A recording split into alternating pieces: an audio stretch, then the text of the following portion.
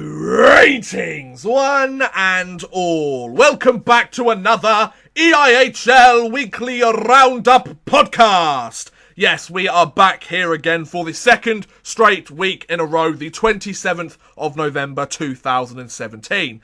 Gah, I'm getting good at doing these consecutively, aren't I, folks? I do a lot of work for you British hockey viewers, I must admit. You should give me some credit.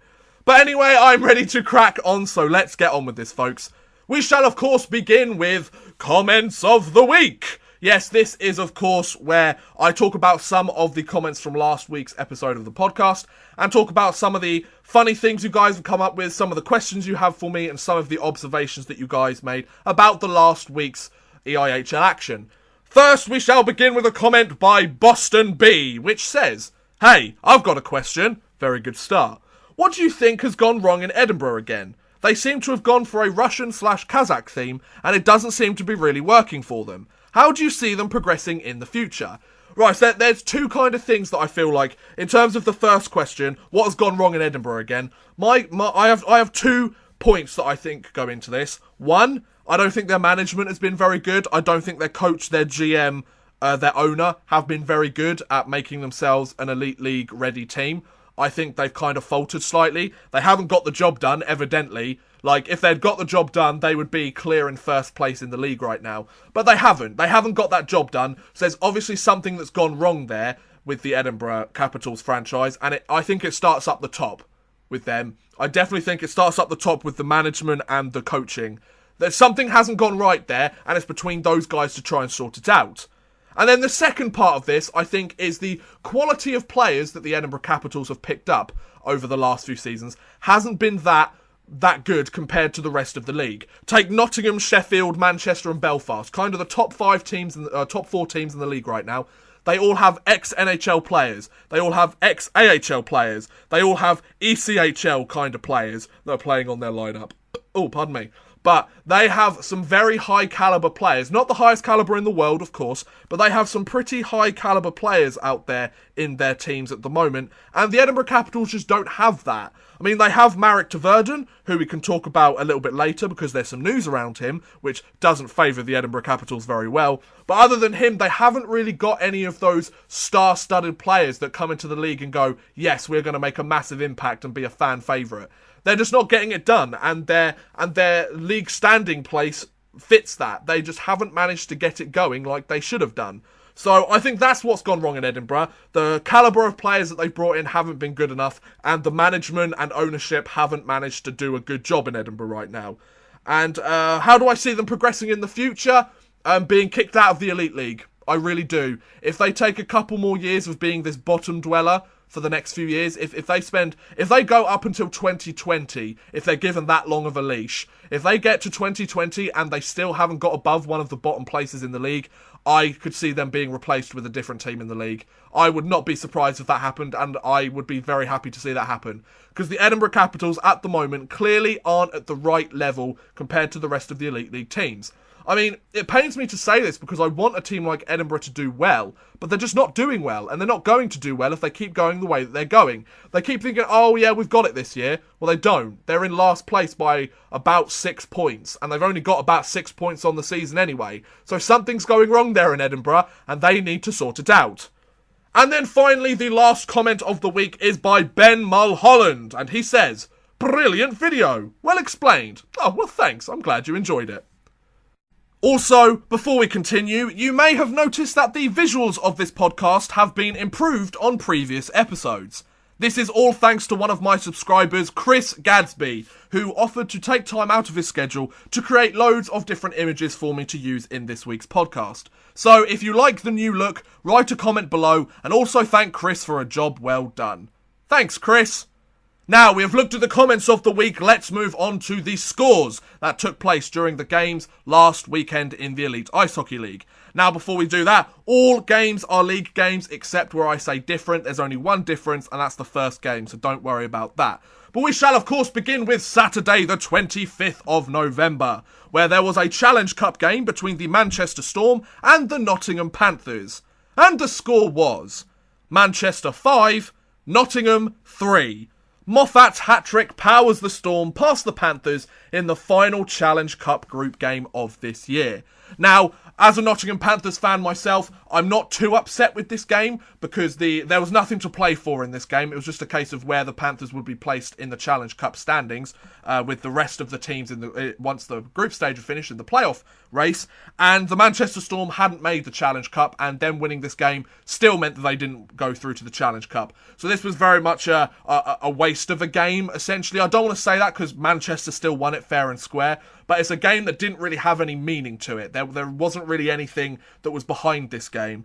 And that was shown by the Nottingham Panthers coach, Corey Nielsen, icing lots of different British rookies and young British players instead of some of the more veteran guys to give them a chance to play in a game where there was very little risk and very little chance of losing out a lot going on. So the Manchester Storm, they did a solid job of winning the game 5-3, a hat-trick by Moffat. That's pretty decent.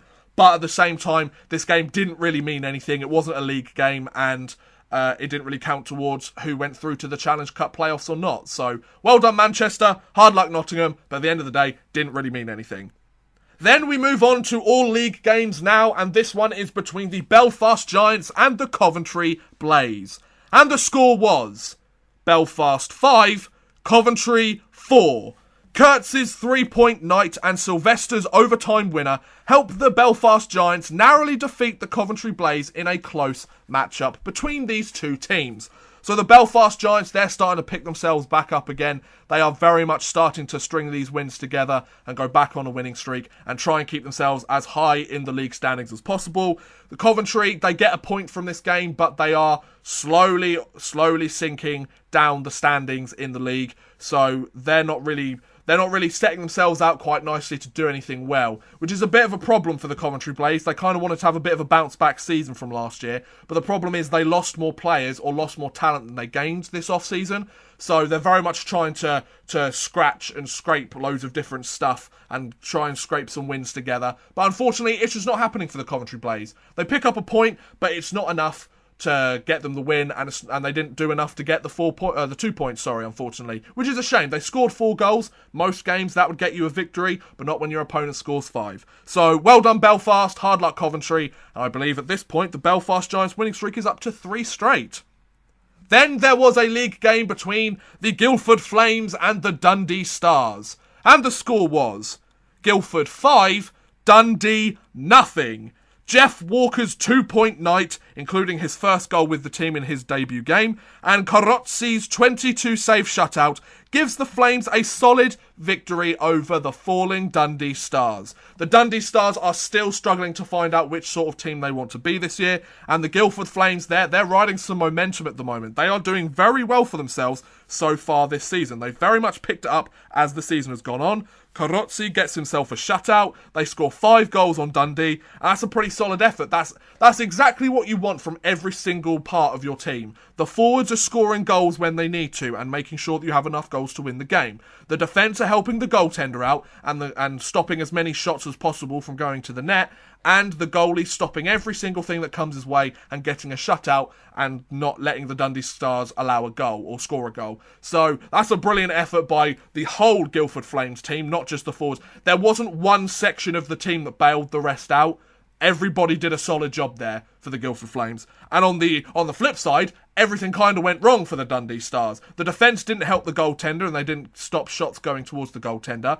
The goaltender allowed 5 goals and the forwards didn't score anything. So it was definitely a tale of 2 halves here. One team that did everything they were supposed to and one team that didn't. So well done Guildford, hard luck Dundee. Then there was a game between the Milton Keynes Lightning and the Sheffield Steelers. And the score was Milton Keynes 7, Sheffield 2. Melee's hat-trick and Doucette's 3-point night helped the Lightning bulldoze over the Sheffield Steelers.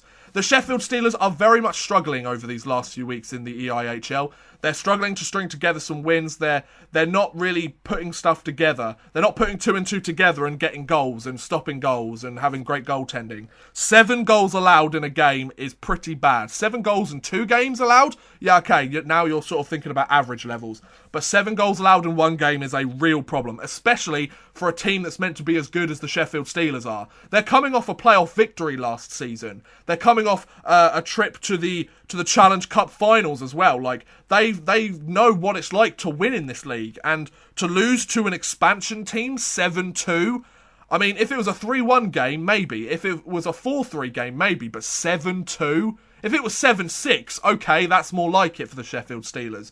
But a 7-2 loss for the Sheffield Steelers is a hard pill to swallow, as they are a team, as I said, that have struggled so far this season. But on the flip side, the Milton Keynes Lightning, they're going to take it and run with it. They lost against the Milton Keynes Lightning, they lost against the Sheffield Steelers, earlier in the season, playing in Sheffield. So the Lightning managed to get a bit of revenge on the Sheffield Steelers. Why not? So well done, Milton Keynes. Solid job putting up 7 goals past the Steelers. Hard luck, Sheffield. You need to figure out what you're doing and try and get back on the winning path. Then penultimately on Saturday there was a game between the Bray clan and the Edinburgh Capitals. And the score was Bray 8, Edinburgh 2. Brooks' hat-trick helps the clan take care of business against the still struggling Capital side. Edinburgh. What on earth are you doing, boys? You literally allowed 8 goals and you've lost another game. Like, what did I say at the start? The calibre of their players isn't good enough compared to other teams, and management have managed this really badly, and their coaching's not very good. What happens? An 8-2 loss. It's a 6-goal differential in their loss. Not a very good effort there by the Edinburgh Capitals, but the Brayhead clan, they will take those 2 points to the bank. They will take those 2 points. They need them, especially if they want to keep trying to climb up these standings. 2 points for the Brayhead clan, a very easy 2 points by the looks of it. Yeah, they'll take it. Edinburgh, on the other hand, they're still left scratching their heads. Their fans, if there are still any actually watching them, going, okay, right, we know what to expect now. So the Edinburgh Capitals need to pull their heads out their asses, don't they? They need to figure out what they're going to do with their team. So well done, Brayhead. Lovely 8-goal game. Hard luck, Edinburgh, but then again, what do you expect? And then finally, on Saturday the 25th of November, there was a game between the Cardiff Devils and the Fife Flyers once again. And the score was Cardiff 4, Fife 3.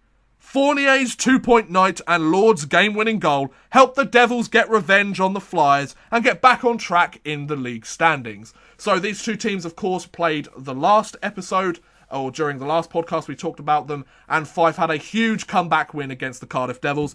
This time the Cardiff Devils managed to get that all-important game-winning goal and take the 2 points over the Fife Flyers, which is something they struggled with last week and sort of the week before. So the Cardiff Devils have managed to get themselves 2 points on the board. Andrew Lord, the player-coach, managing to come through for his team. I mean, if he's not playing and if he's not coaching, he's scoring game-winning goals for his team to get them 2 points after they've struggled. So you can't really criticise Andrew Lord for trying to do everything he can for this team. And it shows. It really shows. So let's see how the Cardiff Devils keep going as the games go on and as the weeks continue. Will they get themselves into the upper echelon of the league standings? We will find out. But nice job, Cardiff. Hard luck, Fife. Fife have played pretty well so far in this league.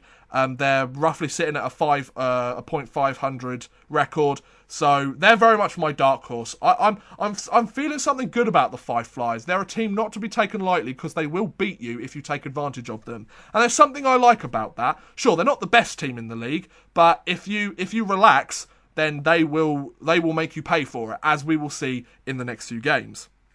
Then those are the Saturday 25th of November games. We move on to Sunday the 26th of November, where 5 games in the league took place. 10 teams were in action to go head-to-head in order to try and gain 2 more points this weekend. First, there was a league game between the Fife Flyers and the Nottingham Panthers. And the score was Fife 5, Nottingham 4. The Flyers come back from 3-0 down to take a win in overtime against a strong Panthers team. The Nottingham Panthers got the first goal of the game 13 seconds into the game, but they still couldn't stop the overtime winner for the Fife Flyers.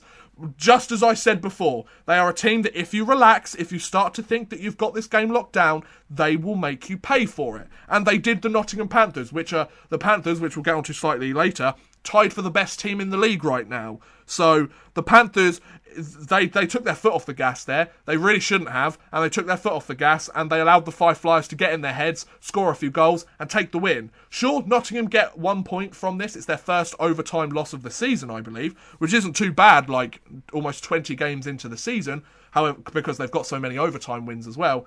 But Fife, you did a solid job of coming back there and really sticking it to the Nottingham Panthers. Whilst the Panthers are my team, I've got to appreciate the fact that you stuck with your guns and got the job done. So well done, Fife. Then there was a game between the Sheffield Steelers and the Coventry Blaze. And the score was Sheffield 3, Coventry 1. Nelson and Valdix's 2-point night helped the Steelers bounce back and get 2 points this weekend. On the flip side, the Coventry Blaze lose 0 out of 4 points. They drop both games this weekend and take away 0 out of 4 points from this weekend's efforts. Coventry total scored 5 goals this weekend, which wasn't too bad. In fairness, Sheffield scored 5 goals this weekend as well, but one of them has got a win and a loss this weekend and one of them doesn't. And the one that doesn't is Coventry, who are still very much struggling to be consistent in the league and struggling to figure out how they're going to string some wins together. The Coventry Blaze, they were very much up and down towards the start of the season. They'd win both games one weekend, they'd lose both games one weekend the next. Now they're just getting to the point where they're starting to lose a lot of games. So the Coventry Blaze, hard luck to you guys, but the Sheffield Steelers, nice job bouncing back. Of course, the Sheffield Steelers are my second team. They bounced back quite nicely. They needed that after a 7-2 loss. This is a big character win for the Sheffield Steelers, who have decided that they're not going to sit down and be beaten by expansion teams anymore. They're not going to be beaten by the lower teams in the league. They want to start winning some games again, especially after they've got to the super final of the Continental Cup. Like, they want to be doing well, and they managed to do it. So well done, Sheffield. Hard luck, Coventry. Then there was a game between the Belfast Giants and the Cardiff Devils. And the score was Belfast 4, Cardiff 3. Rutherford's shootout winner secures a 4-point weekend for the Giants as the Devils drop yet another game. So, the Cardiff Devils go 1 for 1 this weekend, which is a lot better than last weekend, you must admit. That's not too bad. However, the problem is they lost against a very good team at the moment in the whole Belfast Giants kind of thing. So, yeah, they kind of need to get a bit better at this. The Cardiff Devils, they're still too inconsistent for my liking, you know. I just think the Cardiff Devils, they still don't know what team they want to be. They started off the season relatively well, but they haven't got those string of wins together that they really need to try and stick themselves further up the standings. I mean, they're doing relatively okay. They're about a mid-table team at the moment, but they need to do more if they want to jump up. They're still in contention, but considering they won the Challenge Cup and the league last year, they're not really showing that this year. And considering they didn't really lose many players last year either, they didn't lose many players in the off-season, you would think that something similar would happen. But at the moment, not so much. Is it a case of Ben Bounds is being a bit inconsistent? Are the forwards not getting the job done? I don't know. But the thing is, Cardiff need to sort it out. But on the flip side, the Belfast Giants, it took 2 games and extra time this weekend, but they managed to steal both of them for 4 points this weekend. I believe that's a 4-game winning streak for the Belfast Giants as well. I'm not entirely sure. Don't quote me on that. You probably will. But the Belfast Giants, they managed to get the job done, so nice job to them. Then, penultimately, there was a game between the Edinburgh Capitals and the Dundee Stars. And the score was Edinburgh 5, Dundee 3. A 4-goal first period helps the Capitals take their second win in 3 games to add some well-needed points to their season campaign. So the Dundee Stars, they had a really poor effort this weekend. They lost both of their games this weekend. They scored 3 goals in 2 games this weekend. On the flip side, Edinburgh scored 7 goals in 2 games this weekend, and 5 of them in 1 game, and they managed to get the win, which I think is a really good effort for them. They've done exactly what they needed to in that game, the Edinburgh Capitals. They're very strange indeed, the fact that the Edinburgh Capitals are actually starting to string some wins together. Do I think it will last? No, not at all. I don't think they're going to string more than 2 wins together this entire season, which is shocking to say the least. But I think the problem is that, once again, the players just aren't the right calibre. Sure, they got a win against Dundee. They got a win against the 11th place team in the league, and they're the 12th place team. So, sure, you can take some solace from the fact that you won the game, and it was a tough win, and you managed to get it done. But on the flip side, you played the team that's slightly above you in the league standings and won. It's not as if you beat Nottingham, you know? So, anyway, well done to Edinburgh, even though you're still so much you need to do. But hard luck, Dundee, you need to figure yourselves out, folks. And finally, there was the last game of the weekend on Sunday between the Guildford Flames and the Milton Keynes Lightning. And the score was Guildford 7, Milton Keynes 3. Davis's 2-goal night helps the Guildford Flames earn their first win against Milton Keynes since joining the Elite Ice Hockey League. Milton Keynes have had the Guildford Flames number the entire season so far, up until this game where there was a 4-goal differential against the Milton Keynes in favour of Guildford. So the Guildford Flames finally managed to find a way to beat the Milton Keynes Lightning. They finally get the job done. But on the bright side, Milton Keynes, they've taken like 3 out of 4 of the games, or 4 out of 5 of the games already. So they're not doing too bad for themselves. So well done, Guildford, and hard luck, Milton Keynes. So we have looked at the scores that took place over this last weekend. Let's take a look at how those scores have affected the league standings. The league standings look a little bit like this. Tied in first place, we have the Belfast Giants and the Nottingham Panthers. However, the Nottingham Panthers have a few games in hand on Belfast. Second is the Manchester Storm with 24 points. Third is the Sheffield Steelers with 23 points. Tied fourth are Cardiff, Milton Keynes and Guildford with 21 points. Fifth are Fife with 20 points. Tied sixth are Bray and Coventry with 19 points. Seventh are Dundee with 13 points. And eighth are the Edinburgh Capitals, way down the bottom with 6 points. Then in terms of the stat leaders for the skater categories, they look like this. For points, we have Guildford's John Dunbar, and he has 35 points so far on the season. For goals, Valorond with 15 so far this season. Assists, Dunbar again with 27 assists on the season. And penalty minutes, Spiro Goulakos with 119 penalty minutes so far this season. Then the stats for the goalies. For wins, we have Belfast's Whistle with 12. Losses, Edinburgh's Shigalo with 13. Goals against average, Guildford's Carozzi with 2.40. And save percentage, Carozzi once again with 0.921. Now that we have looked at the league standings and the individual stat leaders for each respective category, let's move on to the news that took place during the last week in the EIHL. Firstly, Edinburgh Capitals forward Marek Tverden has been released from his contract due to a family issue and has left the team. The former 4th round pick by the Detroit Red Wings in the NHL entry draft had played 15 regular season games for the Capitals this season and notched 15 points in that span. Wow! Damn, what a loss for the Edinburgh Capitals. They just can't seem to catch a break, can they? They have awful management, awful coaching, their team sucks, and one of their best players who's averaging a point a game decides to leave the team because of a family issue. Well, I mean, I don't blame him for leaving because the Edinburgh Capitals right now is a dumpster fire, but unfortunately, the problem is that the Edinburgh Capitals have gotten like 10 times worse now that Tverden has left. I believe he's gone back to his home nation of Slovakia or Slovenia, don't quote me on either of them, and he's gone to go play in his native country once again, which I completely understand and I fully respect. However, the problem is that leaves the Edinburgh Capitals in a huge hole because they have to try and replace a point per game player, and judging by their lineup, that's going to be very difficult to do. So hard luck, Edinburgh, you just cannot catch a break. Unfortunately, you're going to have to take this punch and patch up the wound and keep going, I guess. I don't think you really have a choice. Then, the Guildford Flames announced that forward Andy McKinney has left the team due to personal reasons. The 26-year-old helped the Flames win 2 playoff titles, 1 cup and 1 championship, all in the EIHL. In 16 Elite Ice Hockey League games with the Flames, McKinney had 1 assist with the team. This departure was made even more bitter for Flames fans, as it was announced that McKinney has joined the Manchester Storm team on a tryout basis.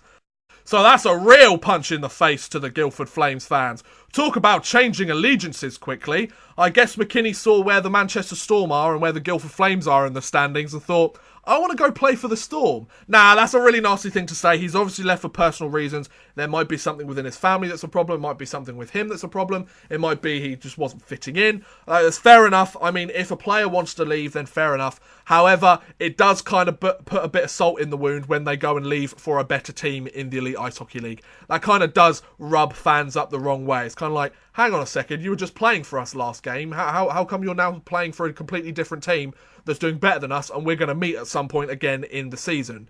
So that's a real hard knock for Guildford Flames fans, especially if you are a fan of McKinney. He didn't really do very much on the point sheet or the point scoring totals this season. However, he helped lead the team to some very important titles. But the Flames did find an immediate replacement as the team announced the signing of 17-year-old Richard Krogh. Krogh has already played in 5 Elite Ice Hockey League games with the Guildford Flames and will split time between the Flames and the Guildford Fire Kings under-18 side. So at least there's some sort of silver lining out here. The Guildford Flames are bringing up a young prospect within their system to hopefully try and fill the void that McKinney left.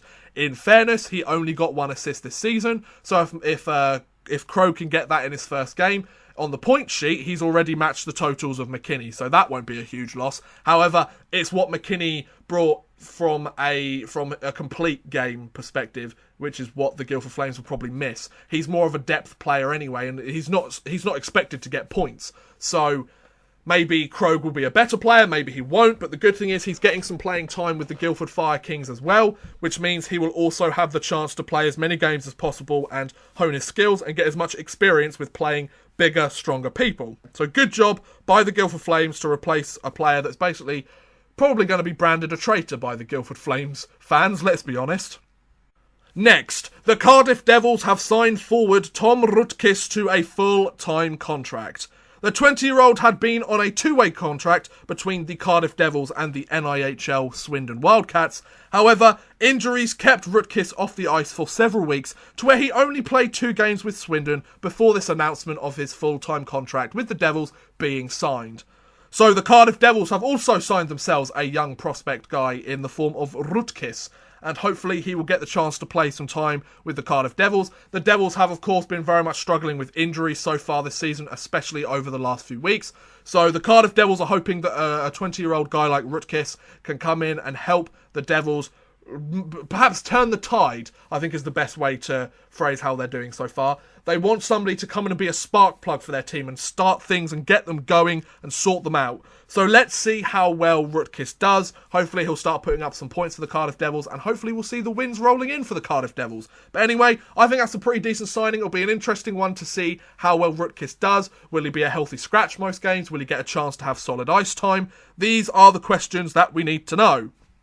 Then, the SSE Arena in Belfast was home to 4 American college teams from the NCAA this past weekend as the Friendship 4 tournament took place. The tournament saw the Clarkson Golden Knights, RPI, the University of Maine and Providence going head-to-head over Thanksgiving weekend to see which NCAA team is the best of the bunch out of those 4 teams. Now, I think this is a great way to expose the British public to what a high standard of hockey has to offer, as many of the players on these teams, on these NCAA teams, either have or will become NHL players or NHL entry draft picks. So to bring future NHL players over to the EIHL's playpen is a great idea to help endorse the game for us Brits to hopefully cotton on to more and grow in this country. I don't know the exact results of the situation with the games. I tried looking up the final result, but I couldn't find any news articles anywhere about it, so I don't know the result of the Friendship 4 tournament. I believe that the Clarkson Golden Knights got through, and I think Providence got through. So it's one of those 2 teams that managed to win the game.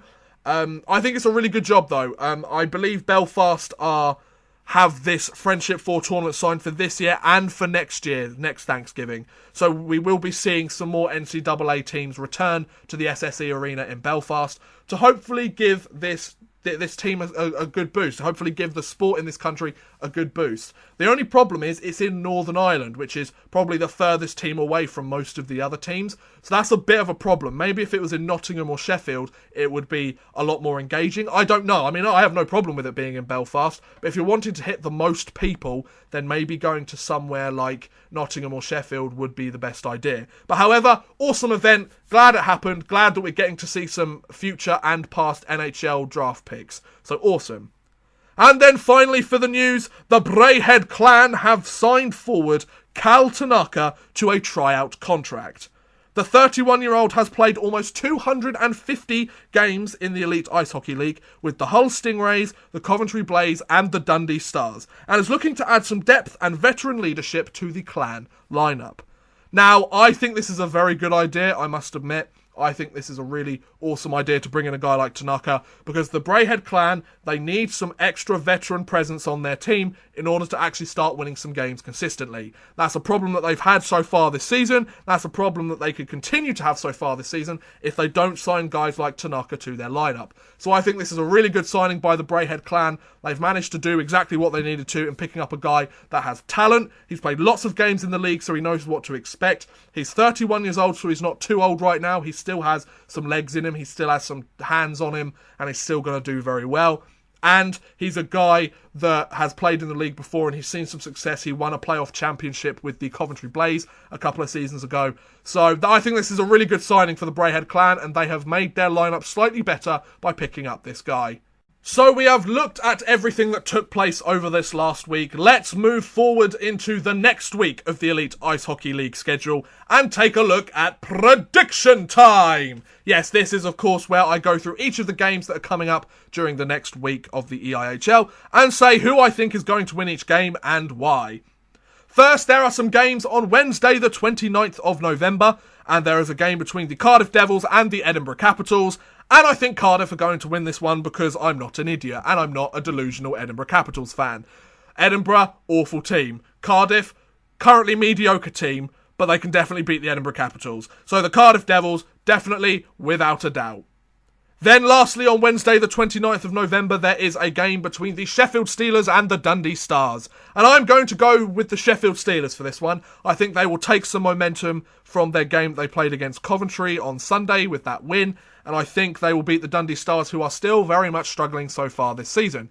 Dundee are the second to last. They're the penultimate place team within the league at the moment. And I think that won't change for pretty much the entire season. They had a decent run of it last year, making it to the playoffs. However, 8 out of 10 of the teams last year made it to the playoffs. So I think it's going to be a problem for the Dundee Stars, and they need to figure out what's going on there. They have a player, coach, and GM. I think it's Omar Putcher or Pucker. I think it's Putcher. He is literally a player, a coach, and a GM. They need to get some more people in there, because otherwise they're going to sit at the bottom all the time. Putcher's a solid player. He got 2 assists this last weekend, I believe. He got 2 assists in the last game of the weekend that the Dundee Stars played against the Edinburgh Capitals. However, yeah, they kind of need somebody to be legit just the GM. They might not have the money for it, which is fair enough. But yeah, the Dundee Stars, they're not going to win this. The Sheffield Steelers are going to take this game. Then there are some games on Saturday the 2nd of December. And there is a game between the Dundee Stars and the Guildford Flames. And I'm going to go with the Guildford Flames purely because of that 5-0 shutout. Sure, the Dundee Stars might come back and get revenge on the Guildford Flames, like most teams seem to have done so far this season.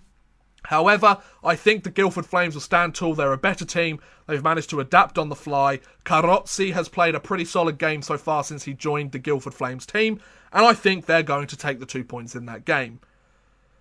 Then there is a game between the Belfast Giants and the Milton Keynes Lightning, and I'm going to go with the Belfast Giants. They're not top of the league for nothing, folks. They are top of the league with the Nottingham Panthers at the moment, and I think they're going to take this win against Milton Keynes. I don't think Milton Keynes will make it easy for them, but I think the Belfast Giants could make it 5 wins in a row with a victory against the Milton Keynes Lightning.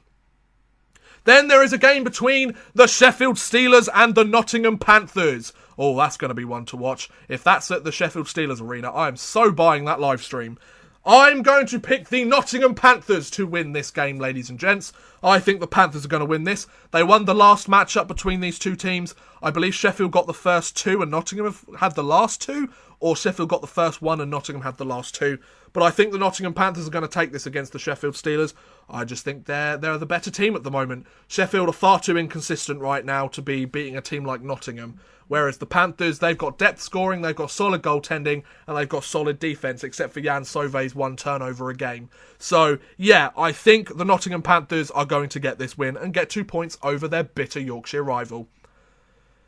Then there is a game between the Cardiff Devils and the Manchester Storm, and I'm going to go with the Manchester Storm for this one. They're second in the league, or they're third in the league if you count the two tied first places. I think they're better than the Cardiff Devils at the moment. The Manchester Storm have been a lot more consistent this season compared to the Cardiff Devils. However, there is only like 3 points between them in the league standings, but I think the Manchester Storm are going to show why they have been so high up the league standings for pretty much the entire season by getting this win. So yeah, Manchester are taking the 2 points over Cardiff. Then penultimately on the 2nd of December, there is a game between the Coventry Blaze and the Bray clan. And I'm going to go the Coventry Blaze for this one, I think. I think Coventry need to win a game at some point. Otherwise, they're not going to win many more this season. So I think the Coventry Blaze will take this against Bray. I think Bray are still very much an up and down team. This is literally a battle of mediocrity. The Coventry Blaze and the Bray clan. Who can be less mediocre than the other team will essentially be what happens. But I'm going to go Coventry and they will take the 2 points in my mind. Then there is a game between the Edinburgh Capitals and the Fife Flyers to finish off the 2nd of December. And I think the Fife Flyers are going to win it because they're a better team than Edinburgh. Sorted. Right, we move on to the 3rd of December. And there is a game between the Milton Keynes Lightning and the Sheffield Steelers. And I think the Milton Keynes Lightning are going to win this one. They scored 7 goals against Sheffield last week. I think they could do it again because they're that kind of team. They have thoroughly outplayed the Sheffield Steelers in both games that they've played against the Steelers, but the Steelers have managed to go 1-1 against this team. So it's a case of, will the Milton Keynes be able to finish their chances when they get them, and can they keep the puck out of their net? Weichmann is a pretty solid goaltender, but you can't leave him out to dry against a team like Sheffield. So we will see how well they do, but I think Milton Keynes will get this win. Then there is a game between the Manchester Storm and the Coventry Blaze, and I think the Manchester Storm are going to take this, ladies and gents. I think, yep, better team. They're second in the league in standings, third in the league in all the teams total. And yeah, Coventry aren't. They're not doing very well at all. So I think Coventry will get at least one win this season, but I think the Manchester Storm will take this one. Then there is a game between the Dundee Stars and the Cardiff Devils. And I'm going to go Cardiff on this one. I think they're going to go 2 for 3 this weekend. Get themselves another win on the board, which is what they really need. Get them 4 points out of 6 for this weekend. They'll be quite pleased with that. I think Cardiff fans will be quite pleased with that. Sure, it won't be 6 out of 6, but I think it'll be a pretty decent effort. And the Cardiff Devils, as long as Ben Bounds stands tall and their forwards manage to get a few goals and they manage to keep fighting through this injury bug, they will be okay. Then there is a game between the Belfast Giants and the Guildford Flames. And I'm going to go for the Guildford Flames on this one. I think they could take 2 for 2 this weekend. Just because I think they're a team on the rise at the moment. I think they're definitely heating up as the league goes on. They're very much a team that has surprised me as this league has gone on. I thought they would be the last place team this year. I really did. But they have adapted on the fly and they are doing exactly what a franchise should do when they're in their first year of competition in an entirely different league and a more competitive league. They've decided, okay, some of our players aren't good enough. Get rid of the bad ones, add in some decent ones. And there you go. They're doing much better.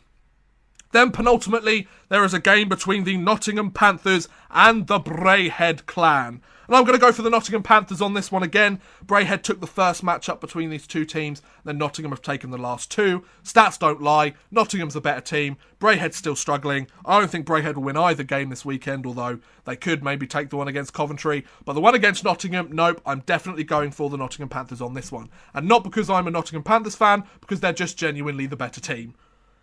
And then lastly, there is a game between the Fife Flyers and the Edinburgh Capitals once again. And of course, I'm going to go Fife because it's the Edinburgh Capitals. What do you expect? And there you go. That was my EIHL Weekly Roundup podcast for the 27th of November, 2017. What do you think about last week's events in the league? Were they good? bad, or is there a certain question you want me to answer in next week's podcast? Let me know in the comments below. I'd love to hear what you guys think. Another big thank you to Chris Gadsby for making all of these wonderful different pictures for you guys to watch and all of that detail that you put into it. But do let me know anything that you want me to know in the comments below. I'd love to hear what you guys think. But thank you very much for watching, guys. I hope you have enjoyed. Please feel free to like, subscribe, share, or watch some of my other videos. Thank you very much for watching, and goodbye.